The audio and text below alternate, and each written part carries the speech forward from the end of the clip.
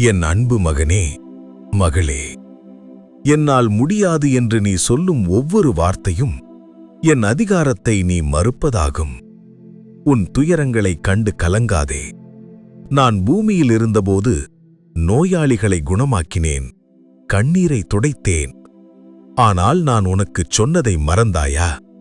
நான் செய்த கிரியைகளை நீயும் செய்வாய், அதைவிட பெரிய காரியங்களையும் நீ செய்வாய் என்று நான் வாக்கு கொடுத்திருக்கிறேன். இதுவே என் பிதாவின் சித்தம். உன்னை நீயே புழுவென்றோ தூசி என்றோ எண்ணித் தாழ்த்திக் கொள்ளாதே. என்னால் முடியாது என்று சொல்லி என் சித்தத்தை தள்ளிவிடாதே.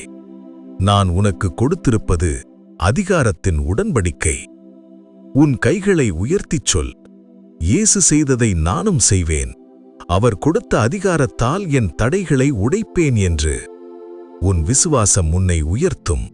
மகிழ்ச்சியாயிரு, நான் உன்னுடனே இருக்கிறேன்.